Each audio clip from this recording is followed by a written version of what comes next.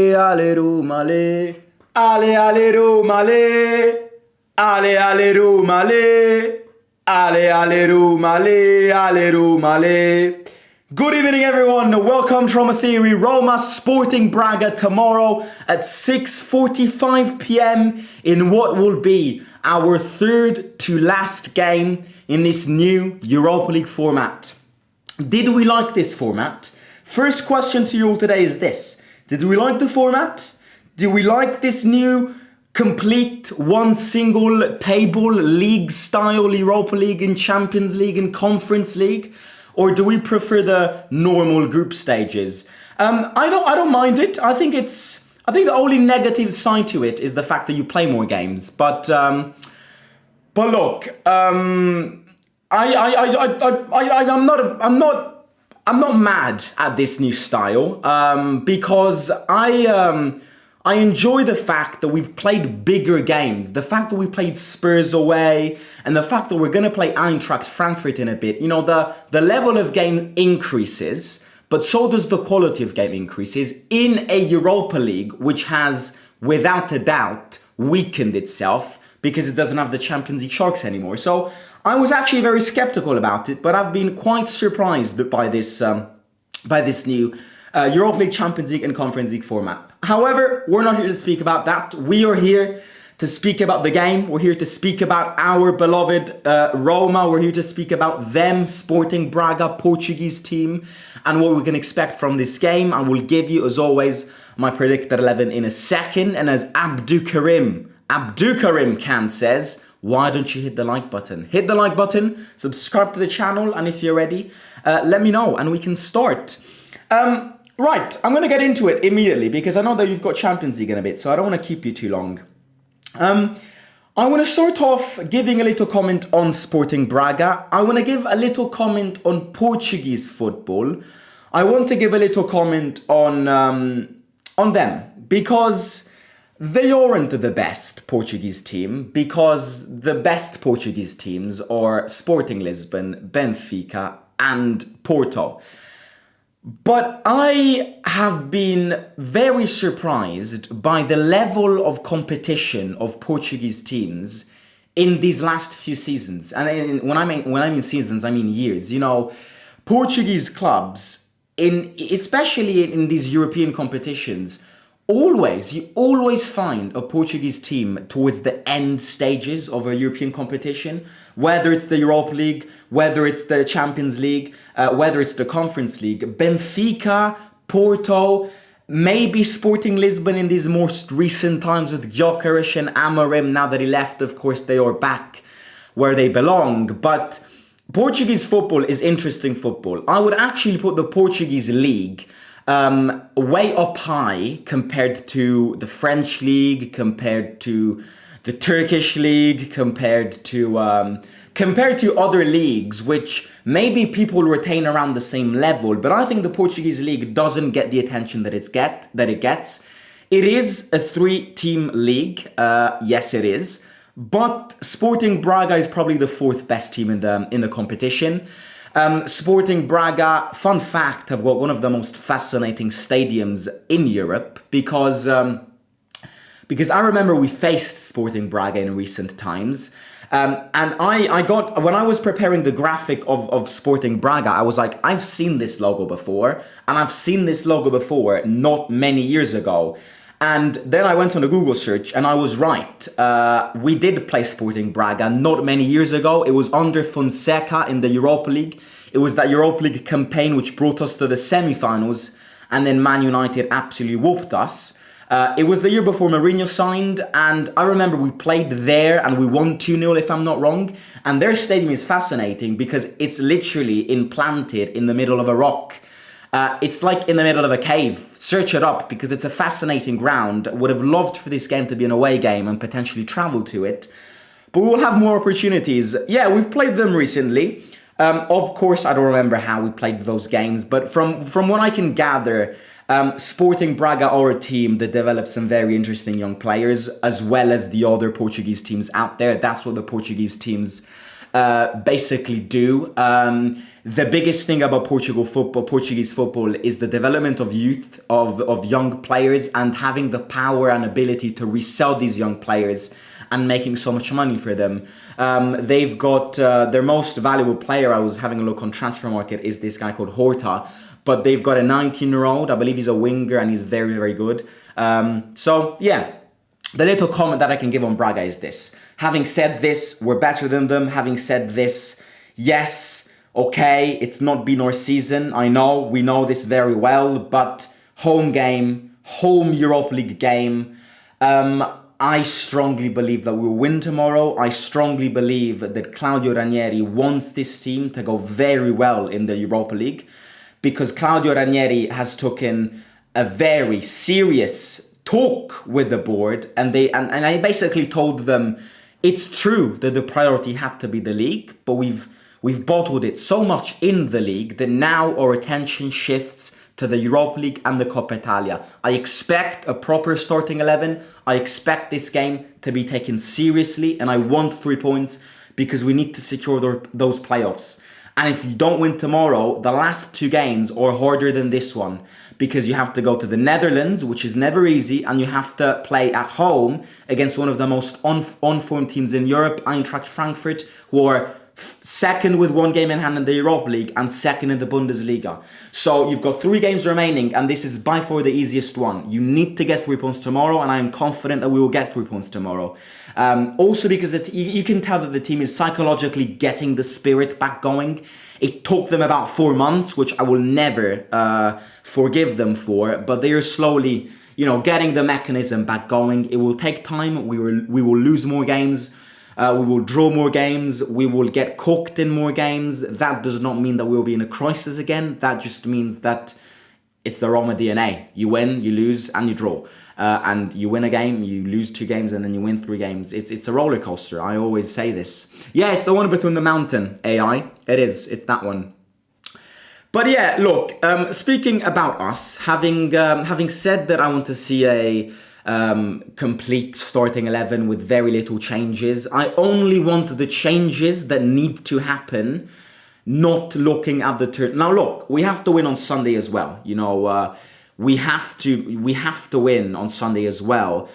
But winning on Thursday and putting your best team tomorrow does not mean that you have got the excuses that you're tired and that you're not able to win against Como on Sunday.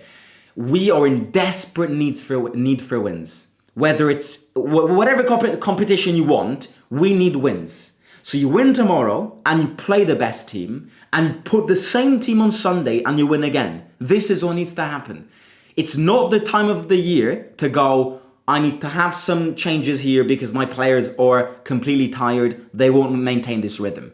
Tiredness in December is number 1, never an excuse for any team out there. Number 2, especially for us, who've been this shit for about 4 months and barely ever won a game in these past 4 months, tiredness and fatigue is not an excuse. So I want to see the best 11 tomorrow to get the 3 points, because if you win tomorrow, you would put 1 foot in the playoffs. Now, look, I've seen many of the teams which lay in between the 8th and the 24, so the playoff teams, they're like, the level of the Europa League this season has dropped. It has massively dropped. Not speaking about the last few teams, with the teams that are sitting out of the playoffs, they're not even Conference League level teams. So, there is no excuse for you.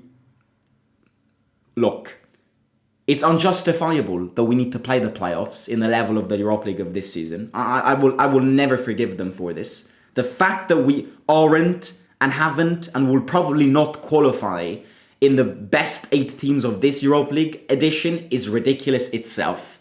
If you don't get the playoffs, it's a crime. So at least get the playoffs and save it, win the playoffs, and then everybody's back on the same level, and you advance, and you use that Europa League power and that European power that you've got in here that made you almost get it final last year, final 2 years ago, final 3 years ago, semi-finals 5 years ago. We've been there. We know what it means to play quarterfinals. Away, second legs of the Stadio Olimpico, we all know that. With Claudio Ranieri, it will be fun, but of course, the mistakes that we've made that have costed us not qualifying for the top 8. Vincent is asking, can we still make top 8? I still think it's mathematically possible, but I'd be surprised if we win the next 3 games in the Europa League. And the problem is that even if you do, the other teams will get points. I don't know, maybe we can still scrape the 8th position, but I would not put my hand on fire on it. I think the game against Elfsborg and the game against Union Saint-Gilloise, the Juric era fucked it up again in the Europa League as well. So I think you've bottled too many chances to get top 8. It's mathematically still possible, yes, but I wouldn't bet on it, because our next 2 games after this one are not easy games. Going to the Netherlands is never easy. I know it's not Feyenoord this time. Otherwise, it would have been a party. But it's never easy to go to the Netherlands. And Eintracht Frankfurt are playing really good football. So this is the game to win, and you got to secure the playoffs for it. Right, my predicted 11 is this. Having said that, I expect a strong lineup. I'm going to put you this lineup. I'm basically going to put you the same lineup as... oh my god, that orange gap between the end and the lineup is frustrating. I did not pay attention to it. Don't mind it. I am putting the same exact lineup as Saturday against Lecce, because I think it worked well.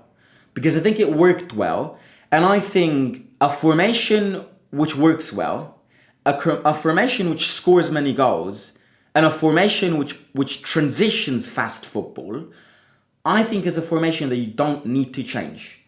People will ask, where is Dovbyk? Ranieri said it in the presser today, Dovbyk is not 100% ready to start games. So the first thing that Dovbyk needs to do, first of all, is get the fitness back going. He's available, he can play this game. But do we need to play with a formation or a team full of players which aren't ready to keep players that maybe are fitter on the bench? I don't think it's the way to go. I don't think it's correct. Put the 11 players which deserve it the most. And I think at time of speaking, the 11 players which deserve it the most are the 11 players that are displayed on the screen. Zvillar in goal, Evan, Mats and Janlu in defense, Angelino on the left, Saud on the right. Çelik got that little injury. It's nothing major. Çelik is back. But I'm like, I want to see more of Saud. He provided an assist. These are the games to get the confidence in him going.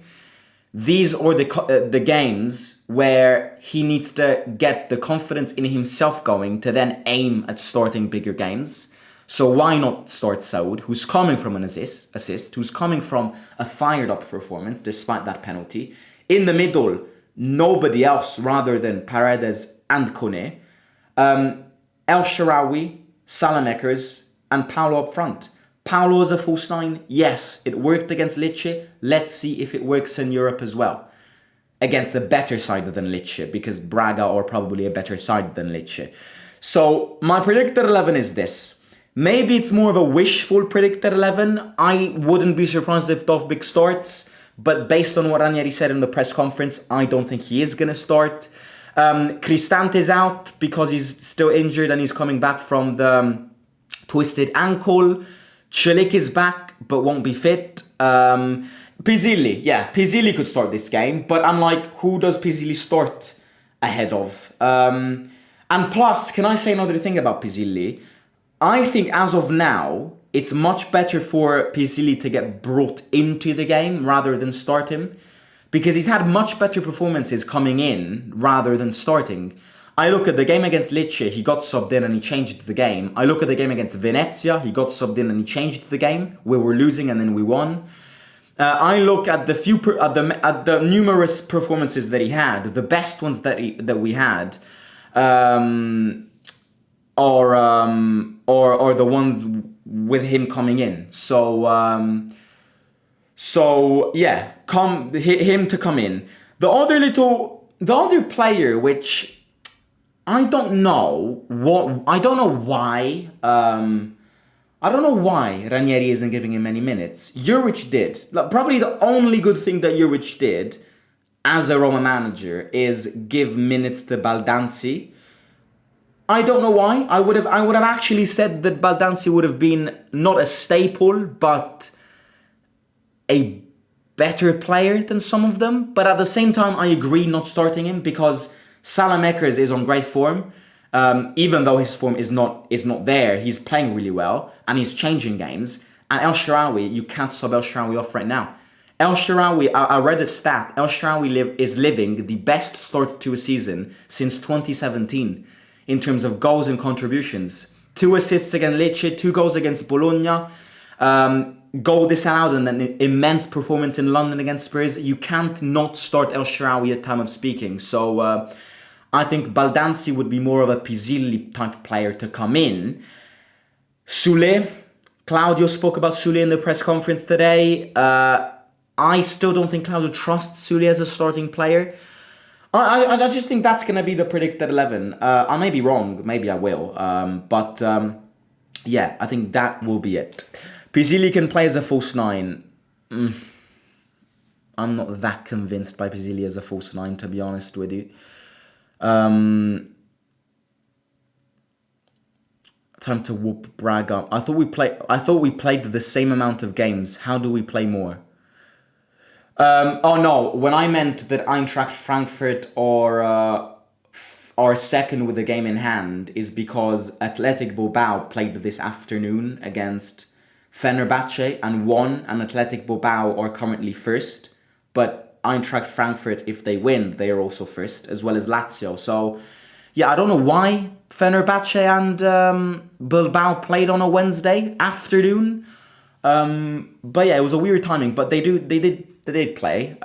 So Eintracht Frankfurt do have a game in hand compared to Athletic Bilbao, which are now first by itself. Athletic Bilbao are a great team. I'd probably put Athletic Bilbao as seen these first months of Europa League. I would probably put Athletic Bilbao as favourites to win the whole thing. Also because the fact that the final is in Bilbao, I think means so. Because imagine if they play the final. Like if they play the final, I almost think it's a guaranteed win. Imagine like we play a Europa League final at the Olympico. So I think Athletic Bilbao are favourites, I would say. I put Athletic Bilbao, Spurs United, Lazio. I would still put Roma, and I'm not scared to say this, because I think once we get the playoffs, if we do get the playoffs and win the playoffs, everybody's back on the same level.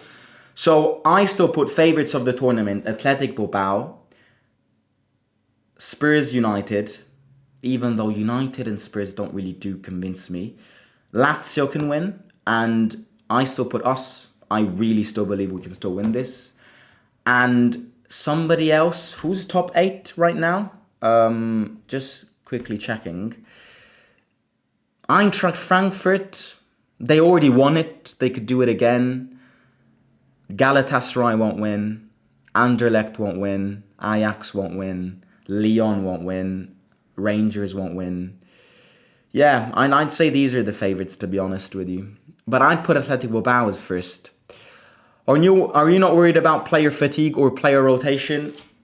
I care about the Europa League so much that I don't want to see rotations because I want to win this game. And I don't think it should be an excuse right now because we've been so bad. And the players barely ever gave it their 40% in games prior to Ranieri coming in.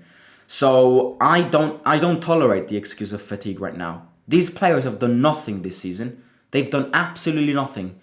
Their season, basically, in terms of intensity, their season started about a week ago. Before that, they were walking on that pitch. In fact, you know what? I was thinking about this. I was watching the last 10 minutes of the Bilbao game. How on earth did Juric dominate Athletic Bilbao and almost was about to win against them? I still don't understand how Ivan Juric managed to dominate Athletic Bilbao for around 80 minutes. It was still September, I guess, but yeah, you get the point. Athletic Bilbao are a really good team. I dreamed last night that Roma won 6-1 against Braga, says Hummer. I highly doubt we'll score 6 goals, but yeah. I like that Ranieri only plays players who are 100% fit and who can give 100% effort. I think you're seriously overestimating Saud and underestimating Braga. I would not trust Saud to even play Serie C games. I partially agree with you in a sense that his defense is bad, but I also truly believe that if you have him, you bought him. Okay? The mistake is not having him in your team. The mistake is buying him. The mistake was when you bought him. The mistake isn't having him now. You bought him. The transfer window is not opening anytime soon.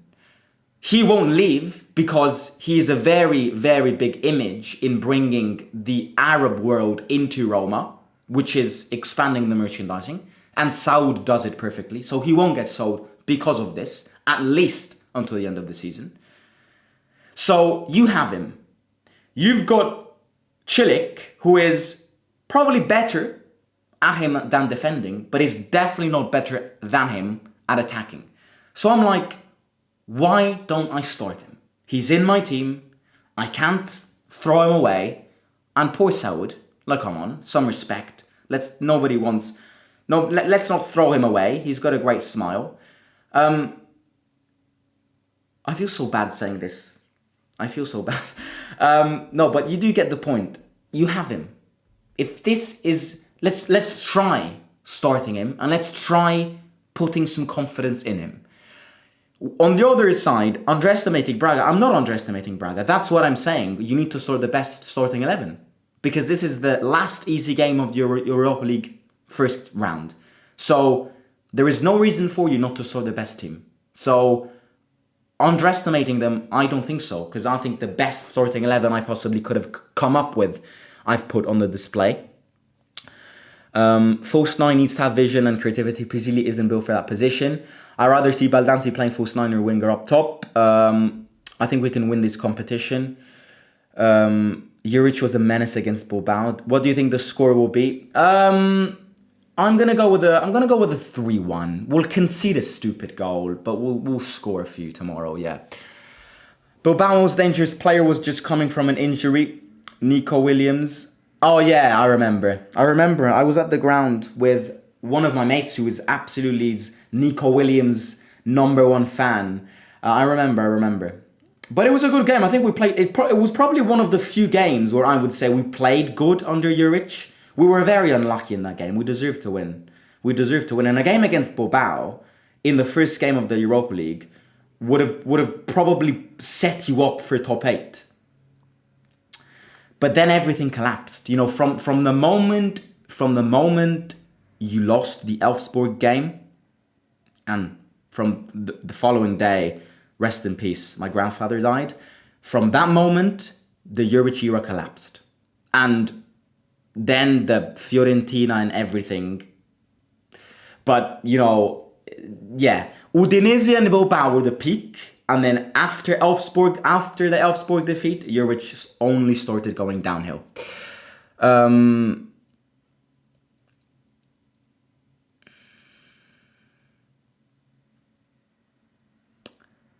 I believe Saud over Cilic in this formation. Cilic offers nothing offensively. Saud's speed is a game-changing, and we saw it last game as he gets used to the thing. The only thing that I would say is that it was Lecce. Like, he still has more assists than Cilic. I'm not trying to discredit him, but it was Lecce. And I also have questions whether he can be a liability or not in bigger games. Like, yeah. I've got this question mark. I'm not that convinced by Saud. I've said it and I will say it again. I don't think he's an unbelievable player. But I do think that offensively, he is a bigger threat than Cilic. Because he's faster than Cilic. And nowadays, modern fullbacks are fast. And they are pretty bad at defending. Modern fullbacks is this. Bad at defending, great at attacking. Saud is not great at attacking. The fact that he gave that assist doesn't mean that he's great at attacking, but the stats say that he's got more assists than Celik, so he must be better than him at at attacking, as of now. Then, long way to go. I read somewhere that we could match them and then Lazio in the round of 15. What if we match Bodo in the round of 32? We could match some very interesting games in the playoffs. Yeah, we could match Bodo. We could imagine a Mourinho return at the Stadio Olimpico with Fenerbahce, but I'm not sure if they will qualify for the playoffs. I haven't looked at the table, but yeah, you can face. You've got some good games. Like you would have some very good away game opportunities. Europa League currently 3 games to go. In the playoff section, you've got Man United, you've got Real Sociedad, you've got Olympiacos, you've got AZ Alkmaar, Besiktas, Immobile, Porto. You've got good teams. Like playoffs is gonna be fun. And then imagine a Europa League semi-final away, home and away in the space of 7 days. Roma Lazio. Imagine 2 derbies in the space of 7 days. I think the entire city would go on tilt. I have no idea what would happen if... Oh my God, don't make me even think about it because I won't even sleep if that happens. Imagine Roma Lazio and Lazio Roma. Semi-final of the Europa League. So whoever wins goes to Bilbao. 2 derbies in the space of 7 days. 2 choreographies and displays by the Curva Sud in 7 days.